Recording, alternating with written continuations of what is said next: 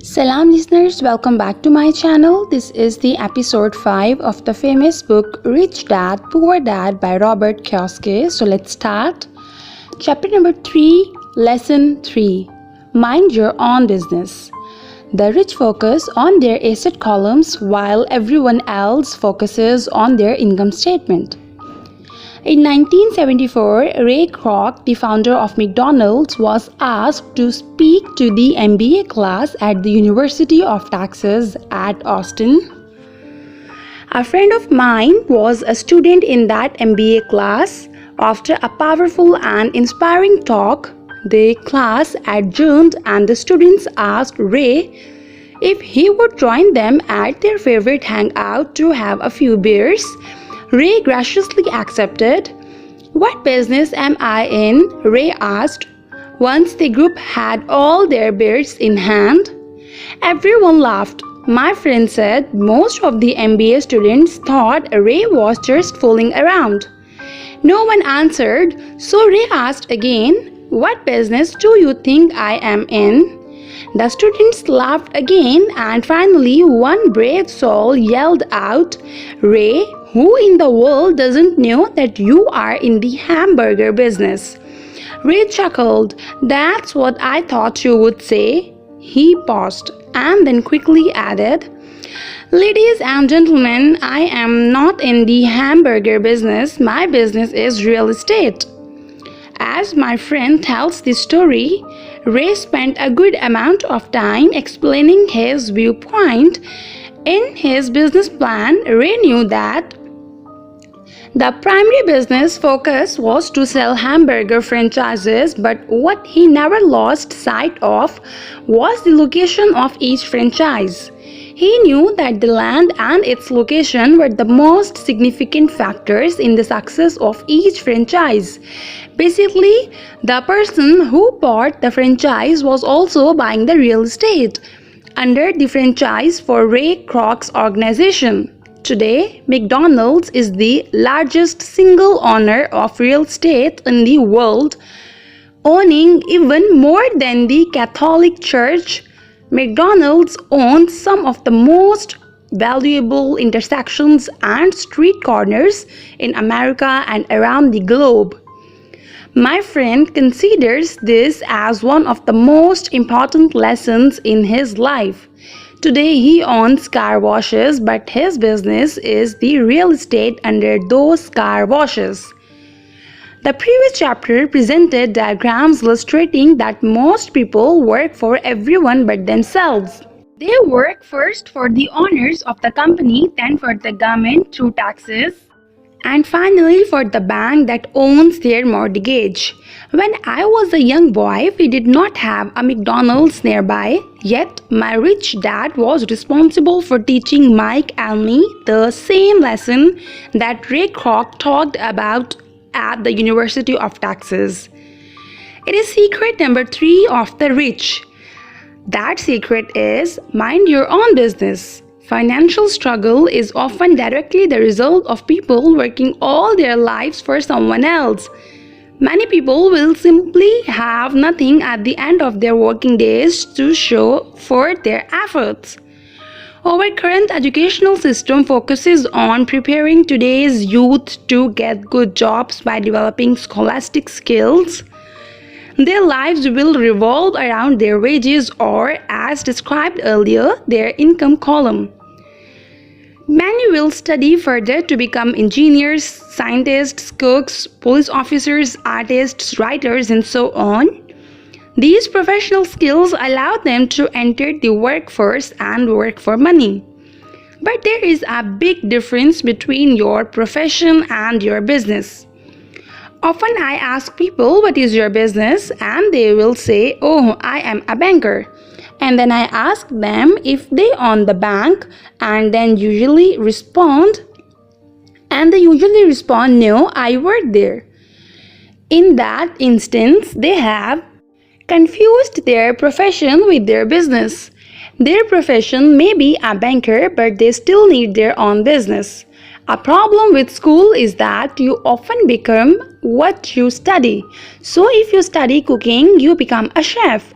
If you study the law, you become an attorney, and a study of auto mechanics makes you a mechanic. The mistake is becoming what you study is that too many people forget to mind their own business. They spend their lives minding someone else's business and making that person rich. To become financially secure, a person needs to mind their own business. Your business revolves around your asset column, not your income column. As stated earlier, the number one rule is to know the difference between an asset and a liability and to buy assets. The rich focus on their asset columns while everyone else focuses on their income statement. That is why we hear so often, "I need a raise. If only I had a promotion. I am going back to school to get more training so I can get a better job. I am going to work overtime. Maybe I can get a second job." In some circles, these are sensible ideas, but you are still not minding your own business. These ideas all still focus on the income column and will only help a person become more financially secure if the additional money is used to purchase income generating assets. The primary reason the majority of poor and middle class are fiscally conservative, which means I can't afford to take risks, is that they have no financial foundation. They have to cling to their jobs and play it safe.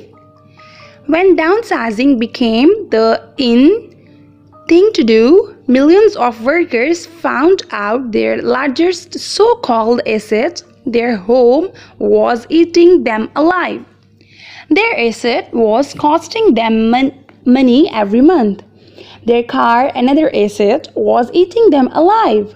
The golf clubs in the garage that cost $1,000 were not worth $1,000 anymore. Without job security, they had nothing to fall back on. What they thought were assets could not help them survive in a time of financial crisis. I assume most of us have filled out a credit application to buy a house or a car. It's always interesting to look at the net worth section because if what accepting banking and accounting practices allow a person to count an asset. One day when I wanted a loan, my financial position did not look too good, so I added my new golf clubs, my art collections, books, electronics, wristwatches, shoes, and other personal effects to boost the number in the asset column. But I was turned down because I had too much investment real estate. The loan committee didn't like that I made so much money from the rent. They wanted to know why I did not have a normal job with a salary. They did not question the Armani suits, golf clubs, or art collection. Life is sometimes tough when you do not fit the standard profile. I cringe every time I hear someone say to me that their net worth is $1 million or $100,000 or whatever. One of the main reasons net worth is not accurate is simply because the moment you begin selling your assets, you are taxed for any gains. So many people have put themselves in deep financial trouble when they run short of income. To raise cash, they sell their assets. But their personal assets can generally be sold for only a fraction of the value that is listed on their personal balance sheet. Or if there is a gain on the sale of the asset, they are taxed on the gain. So again, the government takes its share, thus reducing the amount available to help them out of debt. That is why I say someone's net worth is often worth less than they think. Start minding your own business, keep your daytime job, but start buying real assets, not liabilities or personal effects that have no real value once you get them home. A new car loses nearly 25% of the price you pay for it the moment you drive it off the lot. It is not a true asset, even if your banker lets you list it as one. My $400 new titanium driver was worth of $150 the moment I teed off. Keep expenses low, reduce liabilities, and diligently build a base of solid assets. For young people who have not yet left home, it is important for parents to teach them the difference between an asset and a liability. Get them to start building a solid asset column before they leave home, get married, buy a house, have kids, and get stuck in the risky financial position, clinging to a job and buying everything on credit. I see so many young couples who get married and trap themselves into a lifestyle that will not let them get out of debt for most of their working years. For many people, just as the last child leaves home, the parents realize they have not adequately prepared for retirement and they begin to scramble to put some money away. Then their own parents become ill and they find themselves with new responsibilities. So what kind of asset am I suggesting that you or your children acquire? In my world, real estate fall into the following categories. Number 1, business that do not require my presence. I own them, but they are managed or run by other people. If I have to work there, it's not a business, it becomes my job. Number 2, stocks. Number 3, bonds. Number 4, income generating real estates. Number 5, notes. Number 6, royalties from intellectual property such as music, scripts, and patents. Number 7, anything else that has a value, produces income, or appreciates, and has a ready market. As a young boy, my educated dad encouraged me to find a safe job, but my rich dad encouraged me to begin acquiring assets that I loved. If you don't love it, you won't take care of it. I collect real estate simply because I love buildings and land. I love shopping for them and I could look at them all day long. When problems arise, the problems aren't so bad that it changes my love for real estate. For people who hate real estate, they shouldn't buy it. I also love stocks of small companies, especially startups, because I am an entrepreneur, not a corporate person. In my early years, I worked in large organizations such as Standard Oil of California, the U.S. Marine Corps, and Xerox Corps. I enjoyed my time with those organizations and have fond memories, but I know deep down I am not a company man. I like starting companies, not running them. So my stock buys are usually of small companies. Sometimes I even start the company and take it public. Fortunes are made in a new stock issues and I love the game. Many people are afraid of small cap companies and call them risky, and they are. But that risk is diminished if you love what the investment is, understand it, and know the game. With small companies, my investment strategy is to be out of the stock in a year. On the other hand, my real estate strategy is to start small and keep trading up for bigger properties, and therefore delay paying taxes on the gain. This allows the value to increase dramatically. I generally hold real estate less than 7 years. For years, even while I was with the Marine Corps and Xerox, I did what my rich dad recommended. I kept my day job, but I still minded my own business. I was active in my asset column, trading real estate and small stocks. Rich dad always stressed the importance of financial literacy. The better I was at understanding the accounting and cash management, the better I would be at analyzing investments and eventually starting and building my own company. I don't encourage anyone to start a company unless they really want to. Knowing what I know about running a company, I would not wish that task on anyone. There are times when people can't find employment and starting a company seems like the best solution. But the odds are against success. 9 out of 10 companies fail in 5 years. Of those that survive the first 5 years, 9 out of every 10 of those eventually fail as well. So only if you really have the desire to own your own company do I recommend it. Otherwise, keep your day job and mind your own business. When I say mind your own business, I mean to build and keep your asset column strong. Once a dollar goes into it, never let it come out. Think of it this way. Once a dollar goes into your asset column, it becomes your employee. The best thing about money is that it works 24 hours a day and can work for generations. Keep your day job, be a great hardworking employee, but keep building that asset column. As your cash flow grows, you can indulge in some luxuries. An important distinction is that rich people buy luxuries last, while the poor and middle class tend to buy luxuries first. The poor and the middle class often buy luxuries items like big house, diamonds, furs, jewelry, or boats because they want to look rich.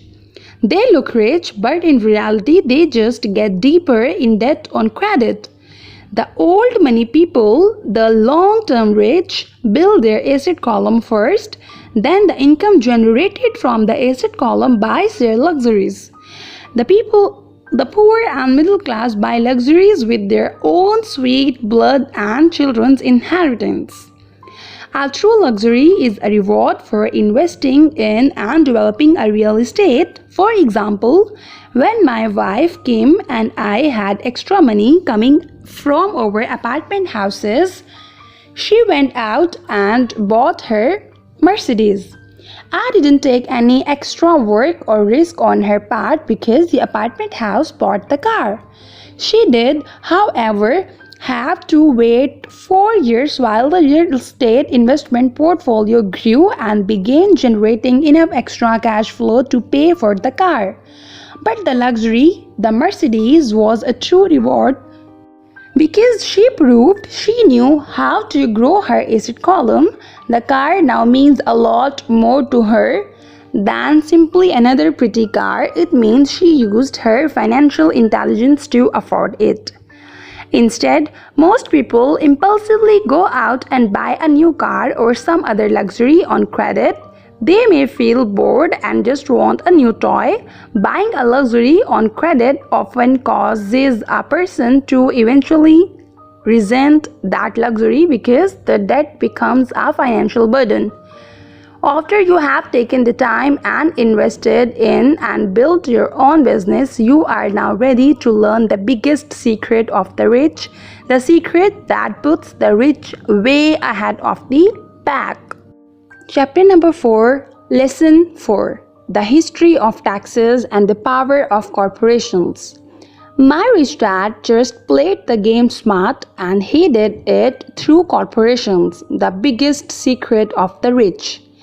I remember in school being told the story of Robin Hood and his merry men.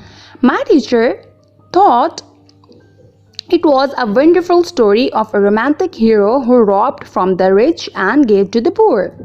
My rich dad did not see Robin Hood as a hero. He called Robin Hood a crook. Robin Hood may be long gone, but his fellows live on. I often still hear people say, why don't the rich pay for it, or the rich should pay more in taxes and give it to the poor. It is this Robin Hood fantasy, or taking from the rich to give to the poor, that has caused the most pain for the poor and the middle class. The reason the middle class is so heavily taxed is because of the Robin Hood ideal. The reality is that the rich are not taxed. It's the middle class, especially the educated upper income middle class, who pays for the poor. Again, to understand fully how things happen, we need to look at the history of taxes. Although my highly educated dad was an expert on the history of education, my rich dad fashioned himself as an expert on the history of taxes. Rich Dad explained to Mike and me that originally in England and America there were no taxes. Occasionally there were temporary taxes levied in order to pay for wars. The king or the president would put the word out and ask everyone to chip in. Taxes were levied in Britain for the fight against Napoleon from 1799 to 1816. And in America to pay for the Civil War from 1861 to 1865. In 1874, England made income tax a permanent levy on its citizens. In 1913, an income tax became permanent in the United States with the adoption of the 16th Amendment to the U.S. Constitution. At one time, Americans were anti-tax. I had been the tax on tea that led to the famous Tea Party in Boston Harbor, an incident that helped ignite the Revolutionary War. It took approximately 50 years in both England and United States to sell the idea of a regular income tax. What these historical dates fail to reveal is that both of these taxes were initially levied against only the rich. It was this point that Rich Dad wanted Mike and me to understand. He explained that the idea of taxes was made popular and accepted by the majority by telling the poor and the middle class that taxes were created only to punish the rich. This is how the masses voted for the law and it became constitutionally legal. Although it was intended to punish the rich, in reality it wound up punishing the very people who voted for it, the poor and the middle class. Once government got a taste of money, its appetite grew, said Rich Dad. Your dad and I are exactly opposite. He is a government bureaucrat and I am a capitalist. We get paid and our success is measured on opposite behaviors. He gets paid to spend money and hire people. The more he spends and the more people he hires, the larger his organization becomes. In the government, a large organization is a respected organization. On the other hand, within my organization, the fewer people I hire and the less money I spend, the more I am respected by my investors. That's why I don't like government people. They have different objectives than most business people. As the government grows, more and more tax dollars are needed to support it. My educated dad sincerely believed that government should help people. He loved John F. Kennedy and especially the idea of the Peace Corps. He loved the idea so much that both he and my mom worked for the Peace Corps, training volunteers to go to Malaysia, Thailand, and Philippines. He always strived for additional grants and budget increases so he could hire more people, both in his job with the Education Department and in the Peace Corps. From the time I was about 10 years old, I would hear from my rich dad that government workers were a pack of lazy thieves. And from my poor dad, I would hear how the rich were greedy crooks who should be made to pay more taxes. Both sides had valid points. It was difficult to go to work for one of the biggest capitalists in town and come home to a father who was a prominent government leader. It was not easy to know which dad to believe. Yet, when you study the history of taxes, an interesting perspective emerges. As I said, the passage of taxes was only possible because the masses believed in the Robin Hood theory of economics. take from the rich and give to everyone else. The problem was that the government's appetite for money was so great that taxes soon needed to be levied on the middle class, and from there it kept trickling down. However, the rich saw an opportunity because they don't play by the same set of rules. The rich knew about corporations, which became popular in the days of sailing ships. The rich created the corporations as a vehicle to limit their risks to the asset of each voyage. The rich put their money into a corporation to finance the voyage. The corporation would then hire a crew to sail to the New World to look for treasure. If the ship was lost, the crew lost their lives, but the loss to the rich would be limited only to the money they invested for the particular voyage. It is the knowledge of the legal corporate structure that really gives the rich a vast advantage over the poor and the middle class. Having two fathers teaching me, one a socialist and the other a capitalist, I quickly began to realize that the philosophy of capitalist made more financial sense to me. It seemed to me that the socialists ultimately penalized themselves due to the lack of financial education. No matter what the take from the rich crowd came up with, the rich always found a way to outsmart them. That is how taxes were eventually levied on the middle class. The rich outsmarted the intellectuals solely because they understood the power of money, a subject not taught in schools. How did the rich outsmart the intellectuals?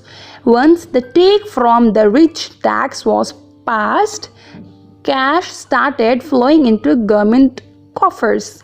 Initially, people were happy. Money was handed out to government workers and the rich. I went to government workers in the form of jobs and pensions, and it went to the rich via their factories receiving government contracts. The government received a large pool of money, but the problem was the fiscal management of that money.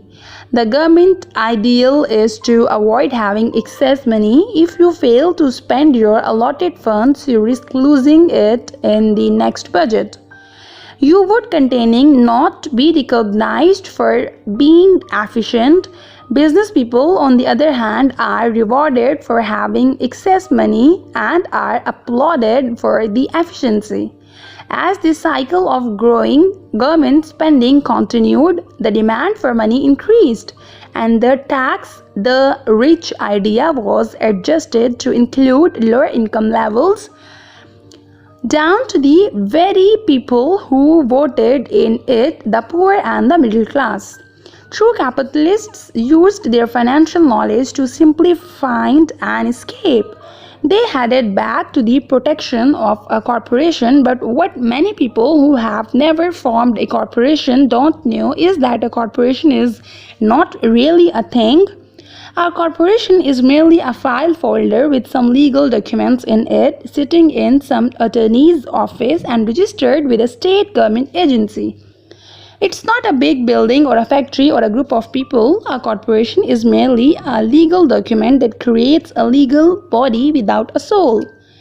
Using it, the wealth of the rich was once again protected. It was popular because the income tax rate of the corporation is less than the individual income tax rates. In addition, certain expenses could be paid by a corporation with pre-tax dollars. This war between the haves and have-not has raged by hundreds of years. The battle is waged whenever laws are made, and it will go on forever. The problem is that the people who lose are the uniformed,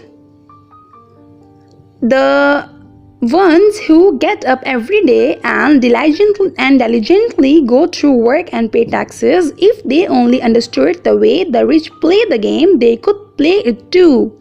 then they would be on their way to their own financial independence. This is why I cringe every time I hear a parent advise their children to go to school so that they can find a safe, secure job. An employee with a safe, secure job without financial aptitude has no escape.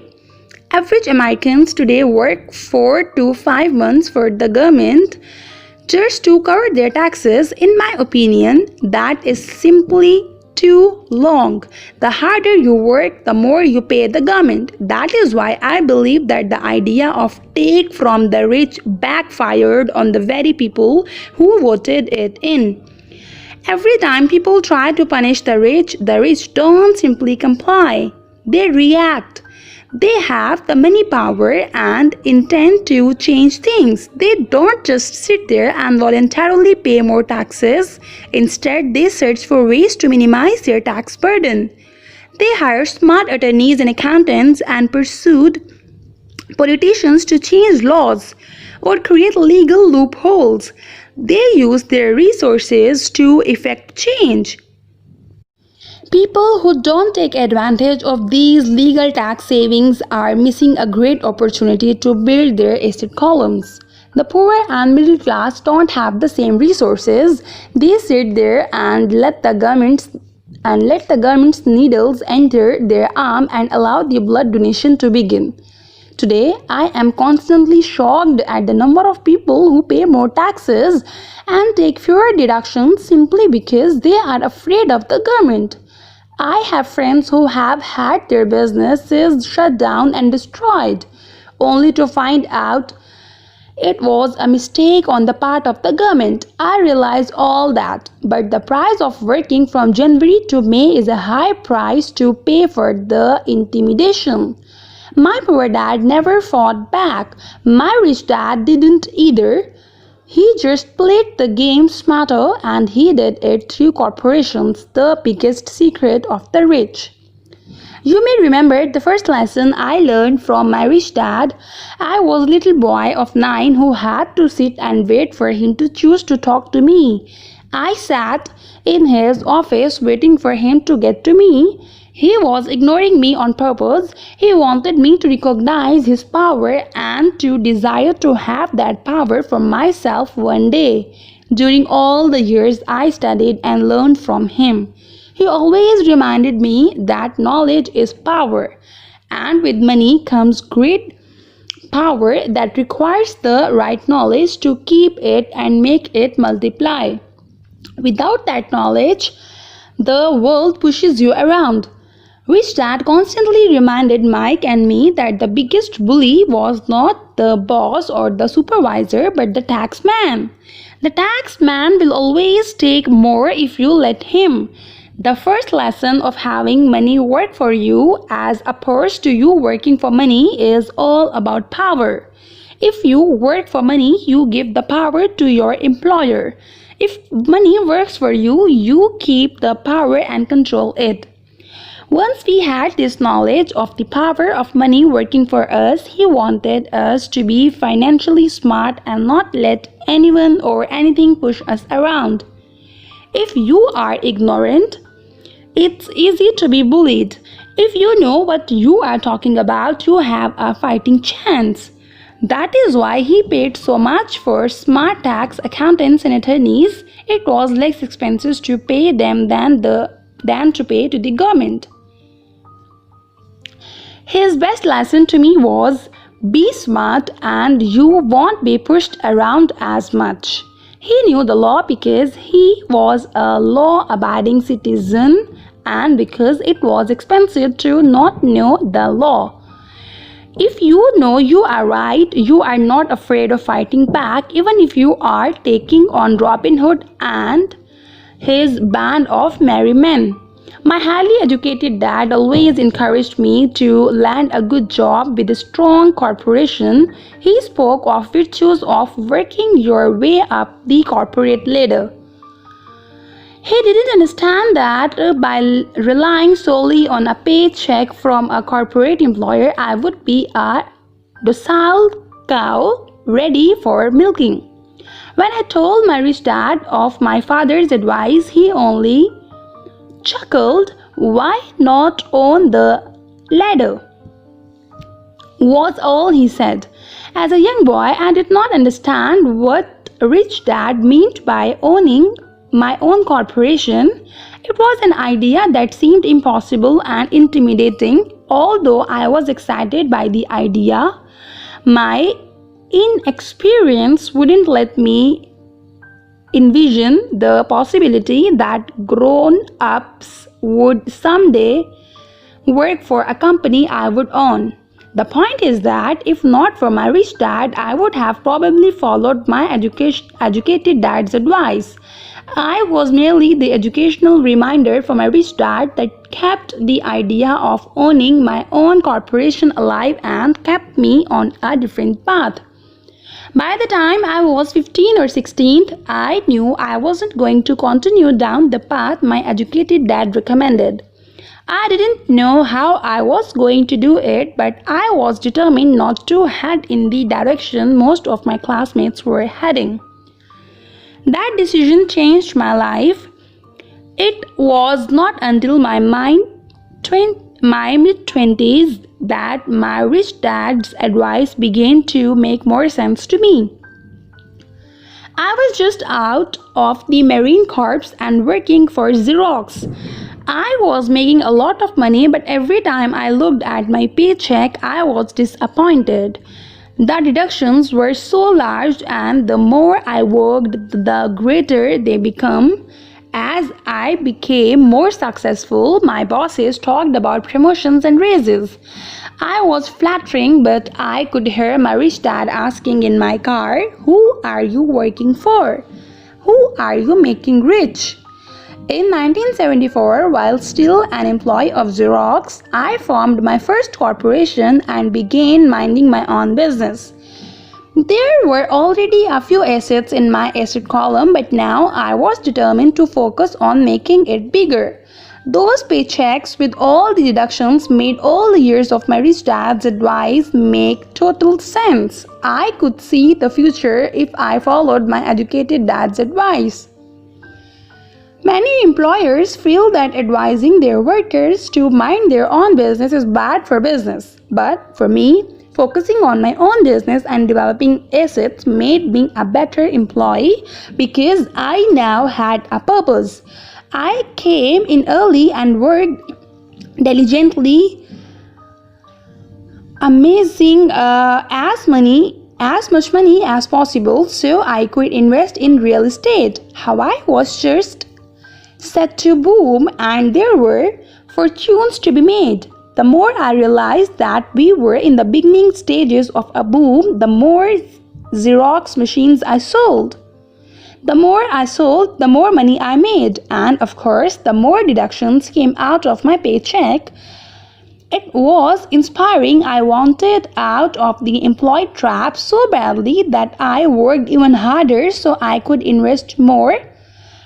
By 1978, I was consistently one of the top 5 salespeople at the company. I badly wanted out of the rat race. In less than 3 years, I was making more in my real estate holding corporation than I was making at Xerox. And the money I was making in my asset column is my own corporation was money working for me. Not me pounding on doors selling copiers. My rich dad's advice made much more sense. Soon the cash flow from my properties was so strong that my company bought me my first Porsche. My fellow Xerox salespeople thought I was spending my commissions. I wasn't. I was investing my commissions in assets. My money was working hard to make more money. Each dollar in my asset column was a great employee working hard to make more employees and buy the boss a new Porsche. With before tax dollars, I began to work harder from Xerox. The plan was working and my Porsche was the proof. By using the lessons I learned from my rich dad, I was able to get out of the proverbial rat race at an early age. It was made possible because of the strong financial knowledge I had acquired through Rich Dad's lesson. Without this financial knowledge, which I call financial intelligence or financial IQ, my road to financial independence would have been much more difficult. I now teach others in the hope that I may share my knowledge with them. I remind people that financial IQ is made up of knowledge from four broad areas of expertise. Number one, accounting. Accounting is financial literacy or the ability to read numbers. This is a vital skill if you want to build an empire. The more money you are responsible for, the more accuracy is required or the house comes tumbling down. This is the left brain side or the details. Financial literacy is the ability to read and understand financial statements, which allows you to identify the strengths and weaknesses of any business. Number two, investing. Investing is the science of making money. This involves strategies and formulas which use the creative right brain side. Number three, understanding markets. Understanding markets is the science of supply and demand. You need to know the tactical aspects of the market, which are emotion driven in addition to the fundamental or economic aspects of an investment. Does an investment make sense or does it not make sense based on current market conditions? Number four, the law. The corporations wrapped around the technical skills of accounting, investing, and markets can contribute to explosive growth. A person who understands the tax advantages and protections provided by the corporations can get rich so much faster than someone who is an employee or a small business sole proprietor. It's like the difference between someone walking and someone flying. The difference is profound when it comes to long-term wealth. Tax advantages. A corporation can do many things that an employee cannot, like pay expenses before paying taxes. That is a whole area of expertise that is very exciting. Employees earn and get taxed and they try to alive on what is left. A corporation spends everything it can and is taxed on anything that is left. It's one of the biggest legal tax loopholes that the rich use. They are easy to set up and are not expensive if you own investments that are producing good cash flow. For example, by owning your own corporation, your vacations can be board meetings in Hawaii. Car payments, insurance, repairs, and health clubs memberships are company expenses. Most restaurants' meals are partial expenses and on, but it's done legally with pre-tax dollars. Protection from lawsuits. We live in a litigious society. Everybody wants a piece of your action. The rich hide much of their wealth using vehicles such as corporations and trusts to protect their assets from creditors. When someone sues a wealthy individual, they are often met there with layers of legal protection and often find that the wealthy person actually owns nothing. They control everything but own nothing. The poor and middle class try to own everything and lose it to the government or to fellow citizens who like to sue the rich. They learned it from the Robin Hood story: take from the rich and give it to the poor. It is not the purpose of this book to go into the specifics of owning a corporation, but I will say that if you own any kind of legitimate assets, I would consider finding out more about the benefits and protection offered by a corporation as soon as possible. There are many books written on the subject that will detail the benefits and even walk you through the steps necessary to set up a corporation.